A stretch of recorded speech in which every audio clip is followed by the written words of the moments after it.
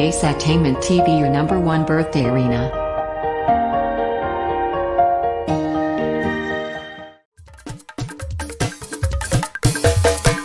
Alámọ̀kẹ́ Dámilọ́lá ní a kí ọ pé o ṣé o kú àdúró tí o dẹ̀ kú ọdún.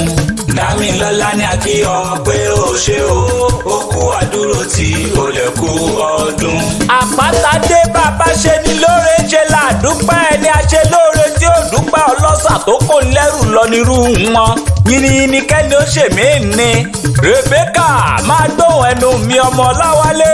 Victoria ìwọ ni mò ń kí Alámọ̀kẹ́ o òrékè lẹ́wà arẹwà obìnrin rẹ̀. Dámilọ́lá ló ní kí ọ aláṣẹ gbogbo Jamselina surprise àmọ́ ó ní máa kí ẹ ó ní máa kí ọmọ òun ó ní máa kí àbúrò òun ó ní máa kọ̀rẹ́ òun gidigidigidigidi.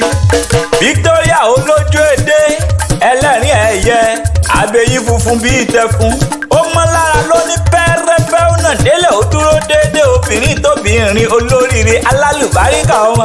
Dámilọ́lá ló ní kí ó ní kí n dúpẹ́ lọ́wọ́ rẹ pé ó ṣe ó ṣeun ìgbà gbogbo kó àdúró ti gbogbo ọjọ́ gbogbo ìgbà gbogbo àsìkò. Ó wá ní kí n kí ọ kí n délé bàbá rẹ Ògbómọ̀ṣọ́ nìyẹn Ògbómọ̀ṣọ́ bàbá tó bí ọlọ́mọ ńlẹ́ o ọmọ àbògbójà bí èso ọ̀dàrà ọmọ ajílété ilé bàbá rẹ ni wọ́n ti ń jẹ kàkọ́ tó mú kọ yẹn gan. Bó Ògbómọ̀ṣọ́ bá ṣeun tún ṣe tán bó lọ́gbọ́n nú ó ṣe bí eré lọ́mọ ajílété bólúwa rẹ̀ ẹ́ ṣe ni.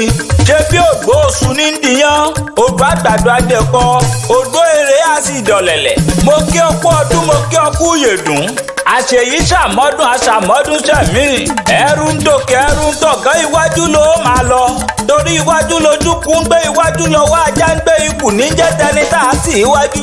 Ẹwà rẹ ò ní bàjẹ́ lájẹ́ ọlọ́run ọmọ aráyé kan ò ní pa ọ́ láwọ̀dà torí àwọ̀ títò tó bá mú wálé ayé ló máa mú padà lọ sọ́run. Ó máa pẹ́ láyé ó máa lẹ́gbẹ̀lẹ́gbẹ̀ ọdún láyé lọ́kọ́ sílẹ̀ bẹ́ẹ̀ Àpáta Ewì ló sọ bẹ́ẹ̀. Happy birthday to you na and I wish you long life and prosperity. Bóyin bá jẹ́ tó yán padà sínú kókó bí bá fẹ̀rẹ̀ bọ̀jọ̀ bá jẹ́ tá fẹ̀rẹ̀ bọ̀jọ̀ á padà sínú sàrẹ̀ tó kọ́lé sí. Àpáta Ewì mo ṣe tán mò ń rebi tá a forí mi sọlẹ̀ sí níbi ojúmọ́ ti mọ́ jáde gbogbo ilẹ̀ kílẹ̀. Dámilọ́lá ní a kí ọ pé o ṣé o kú àdúró tí o dẹ̀ kú ọdún.